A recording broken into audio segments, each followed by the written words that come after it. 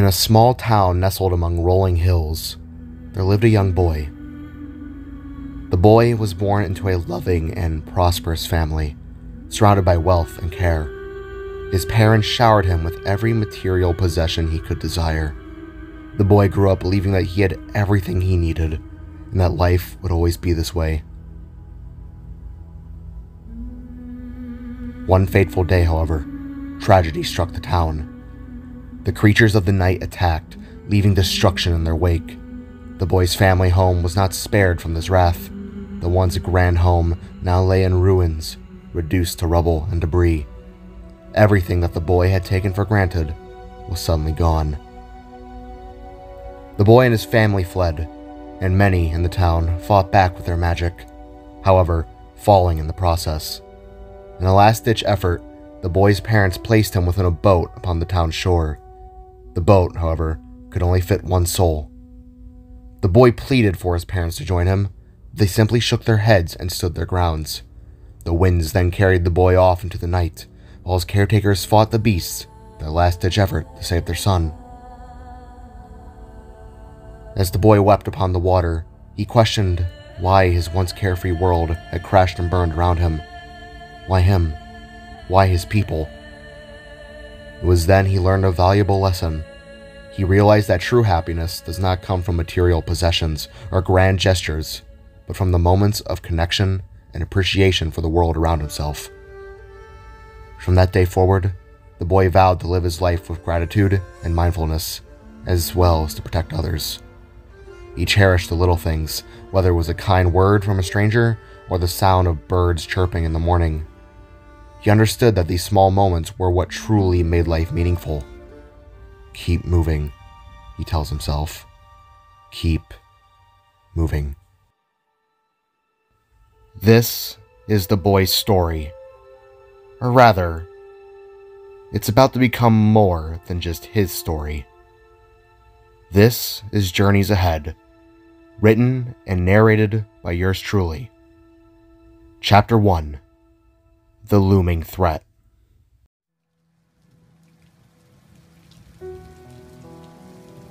Soft rain pelted down upon a city within a different type of world, a whole new reality. The night sky above was cast with clumps of drowsy darkened clouds, while the city below remained lit with spiraling yellow and teal lights.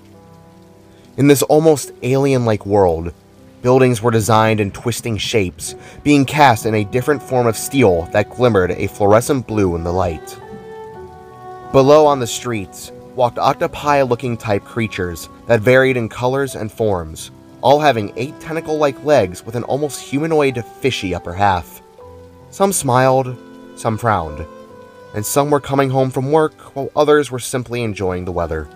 Vehicles whizzed back and forth among the bustling streets, where purple meant go and green meant stop.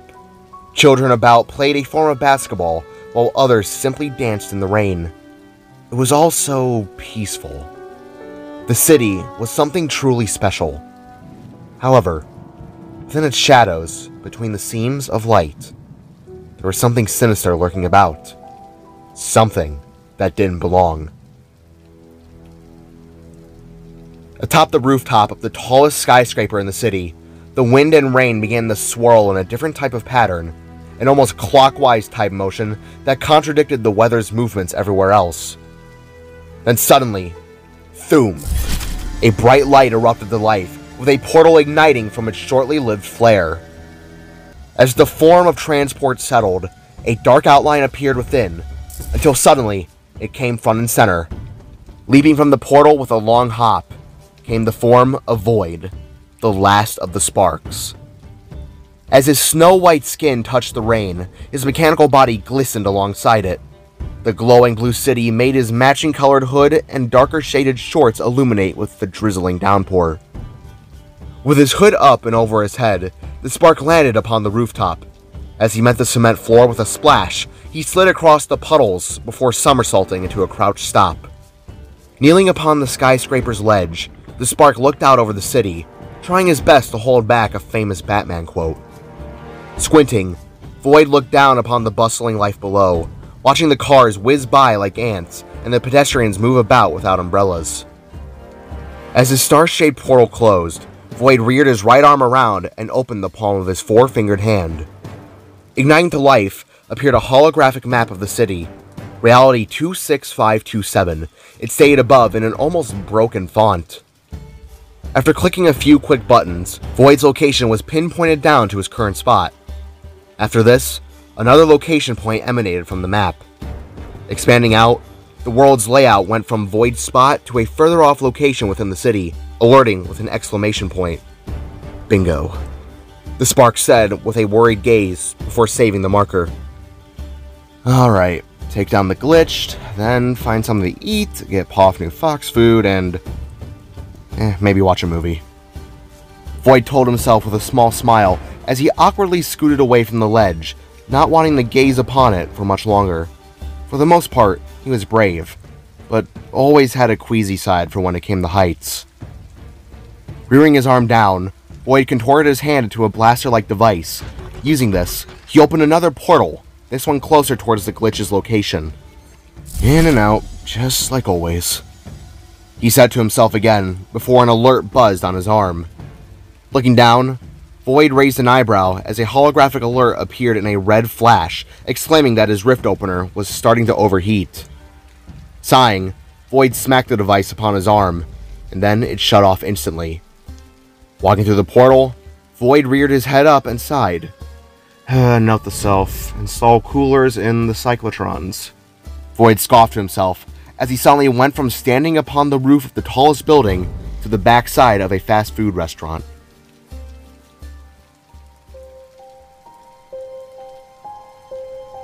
Looking to his surroundings, Void scanned the scene up and down.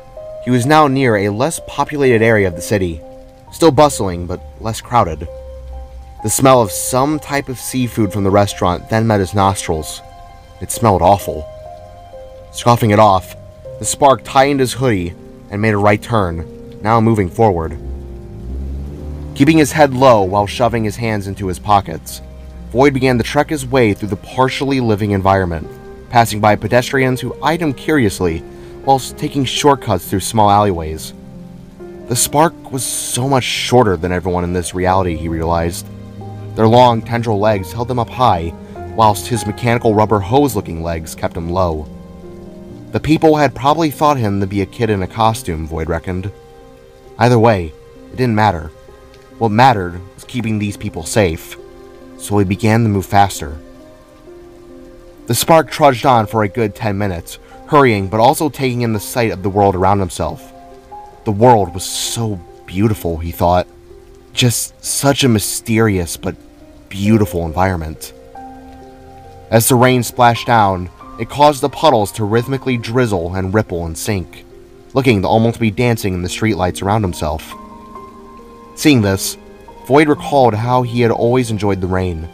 Its white noise had always brought a sense of ease to his mind. It was always a calm yet familiar noise that reminded him of his homeworld, where it used to rain frequently. He deeply missed it. The spark then stopped, being cut off from his recollection as a soft buzzing emerged from his hand.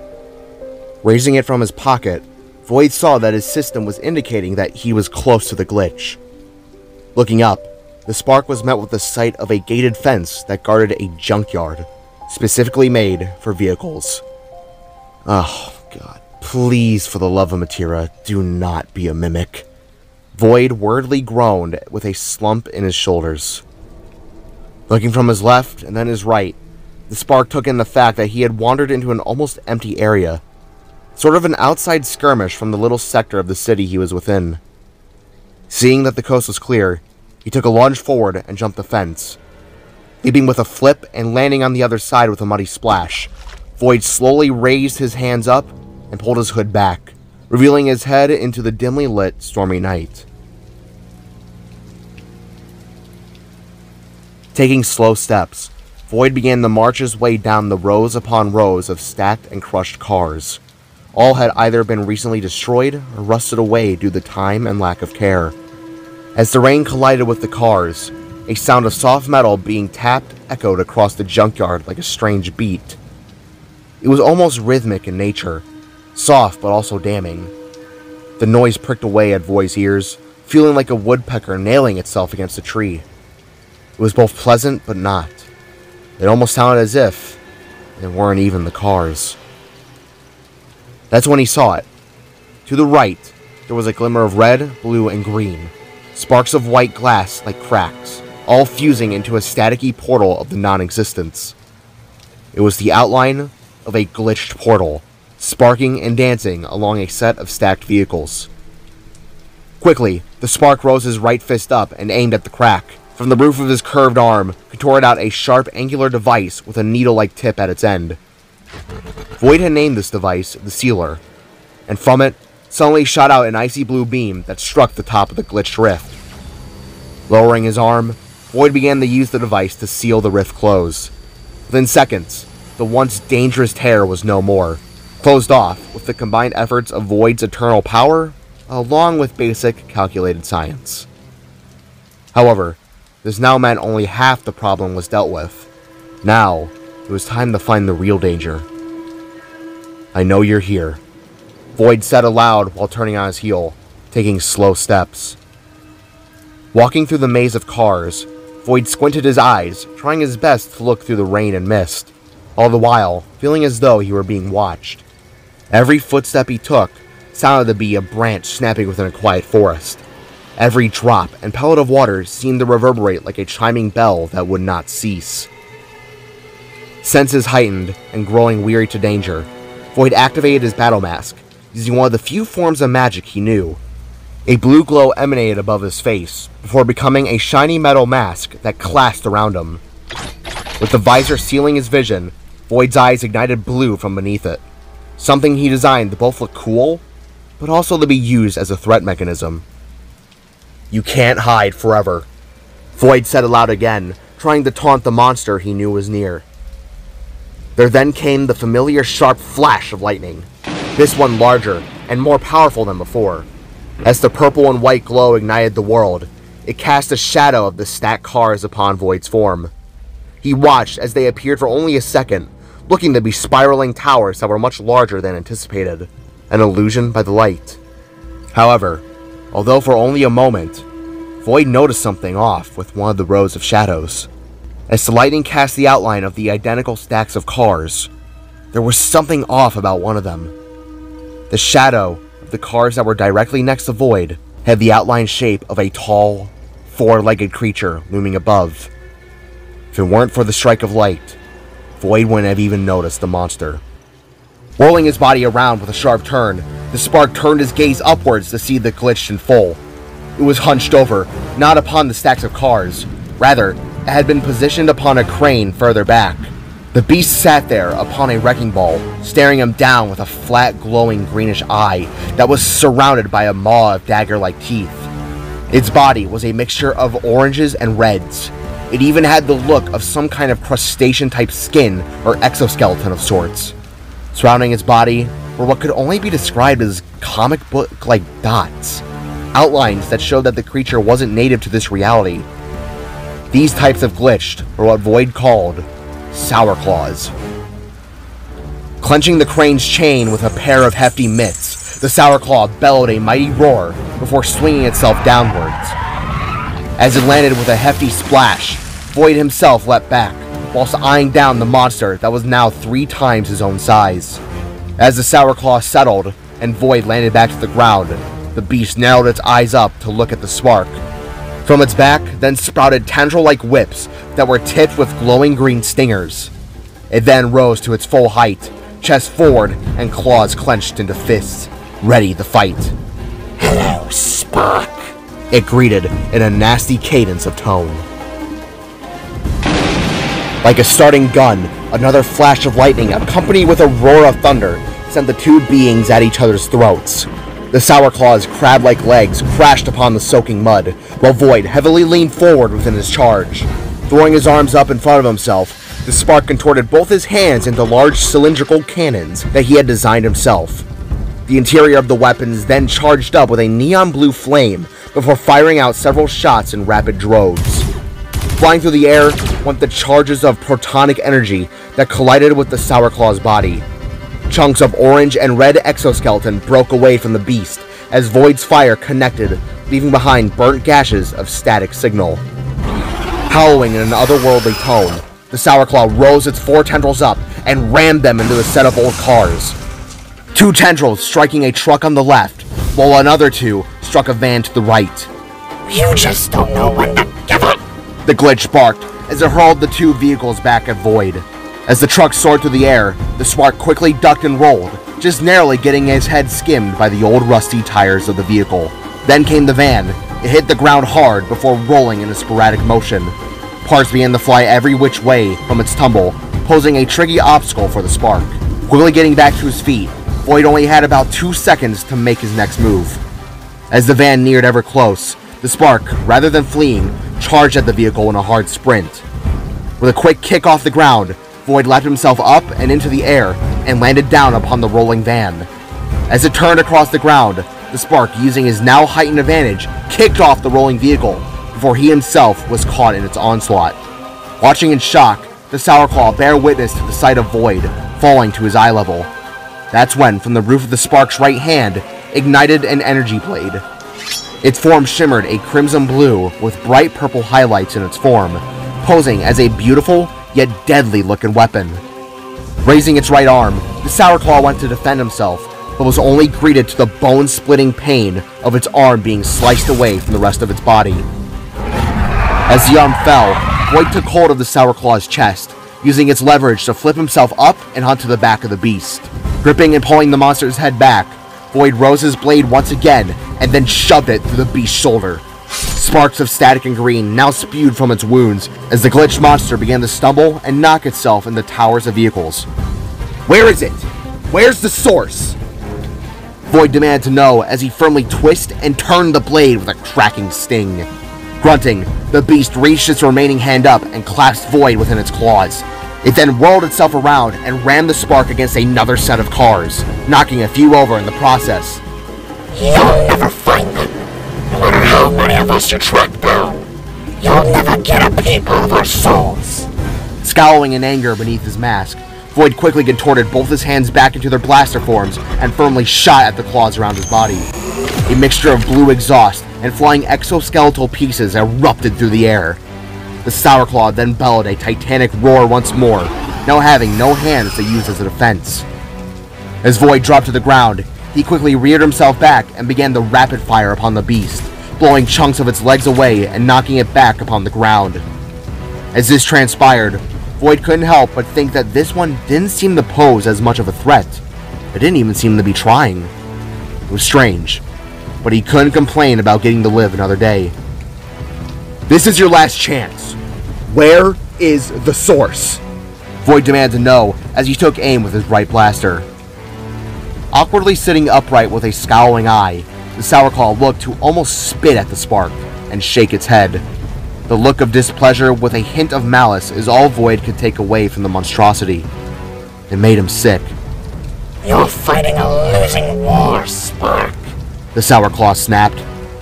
No matter how many of us you destroy, no matter how many rifts you patch, it won't bring them back. Wincing beneath the mask, Void knew time was running short. If he let the Sourclaw linger for much longer, then another rift would open at any minute. You will always be alone. With a sharp shout, Void aimed his blaster upwards. Above the Sourclaw was the large wrecking ball. Without hesitation, the Spark fired at the chain that kept the mighty ton of steel above the world. Within a mere second, the chain had melted away, and down came the ton of steel. The Sourclaw only saw it for a moment, but was soon put to sleep as the hefty amount of weight crashed upon it. A gust of mud and dust erupted from the impact. Void, shielding his eyes, looked away from the sight as the disgusting sound of a crunch erupted through the storm. The monster before him was no more. Another glitch destroyed, another reality protected. For now at least. Void stood there in the rain, breathing heavily as the flakes of static left through the slight cracks in the ground, indicating that the glitched monster had not survived. Retracting his blasters and mask, Void could only stare solemnly at the destruction around himself. All too familiar, he said with him. All too familiar. Within the distance, the spark caught wind of police sirens, most definitely coming to investigate the not-so-quiet skirmish. Quickly reaching into his pocket, Void pulled out a sticky note and a $5 bill. Using his fingertip, he popped out a small pen and wrote upon the now soaking slip. Approaching the wrecking ball, he stuck the $5 bill and note upon it. The note read, "Sorry for the skirmish. Hopefully this pays for it," ending in a worried smiley face. Turning, the spark pulled his hood up and over his head and opened another portal, quickly leaving the scene for good.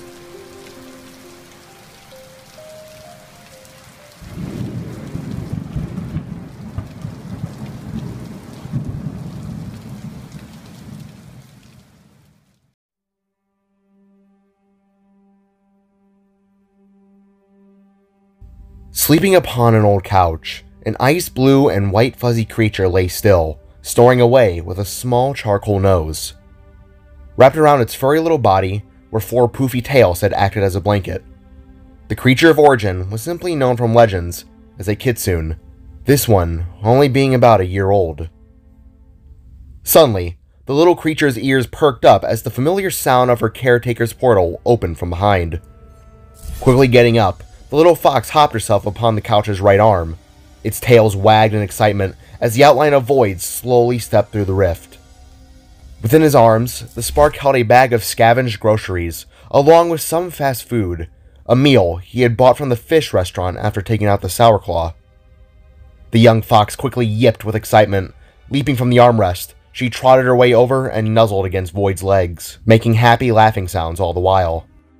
Looking down with a smile, the spark set his items upon the ground and then began to scratch his little ally.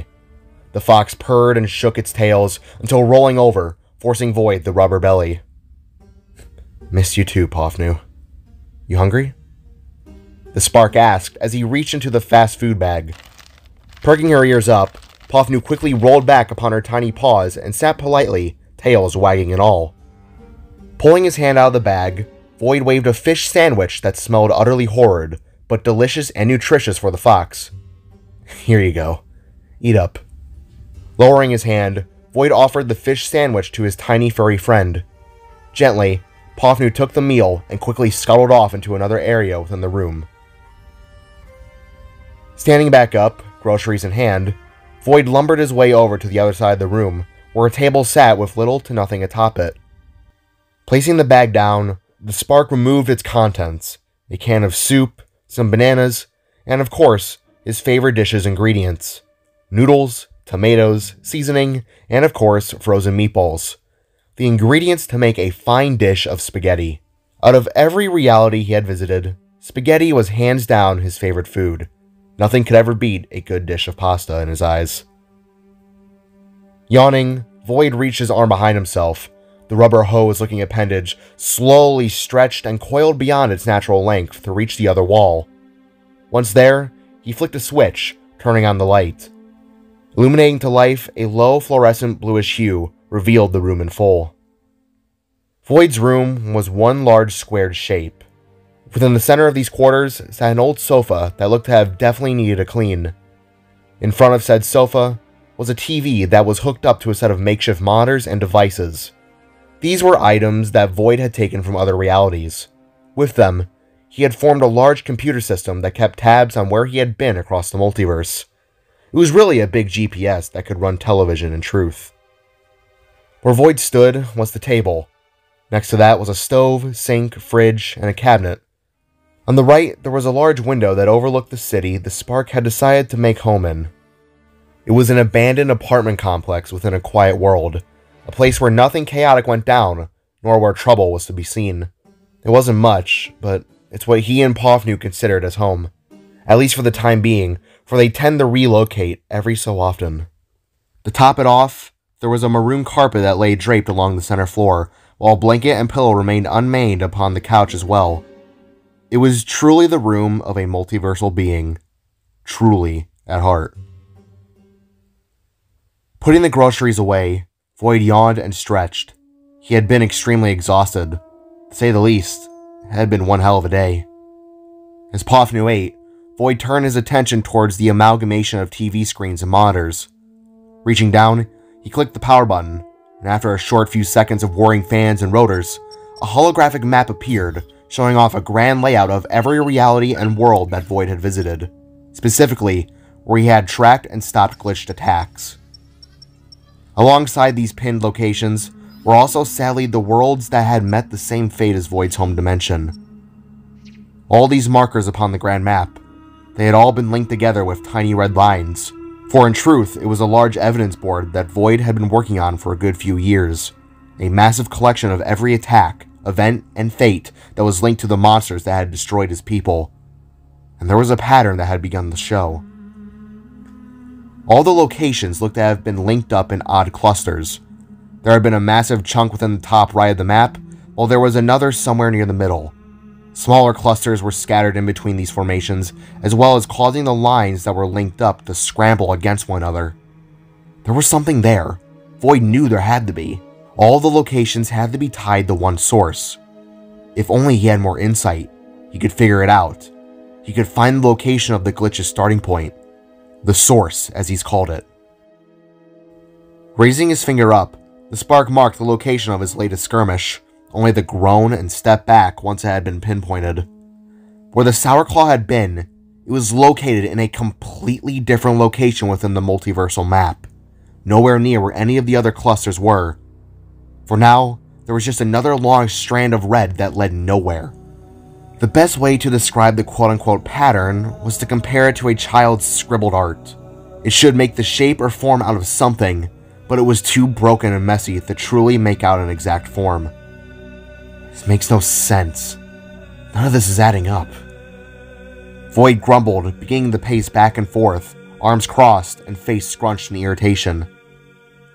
Perking up from her meal, Pofnu looked to Void as he contemplated in silence, the holographic map now shining a cast of red and blue upon his body. Every time I feel like I'm close, it just throws out another misdirection, Void stated aloud. Every time something seems to line up, it always heads in a different spot. This doesn't add up. Where are they originating from? Turning, Void narrowed his eyes back to the map. The red line seemed to almost be taunting him. It was as though the glitch were collectively laughing at Void. Every last one of them. Where are they coming from? Slowly sitting down upon the couch, Void sighed and pinched the skin in between his eyes. 10 years. 10 whole years of trying to learn their patterns, follow their whim, stopping their attacks to the best of his ability. 10 years of constant roadblocks and anxiety.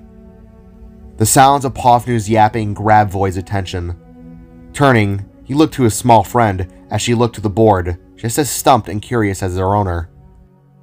I already told you, the glitch portals are only accessible by the glitch themselves.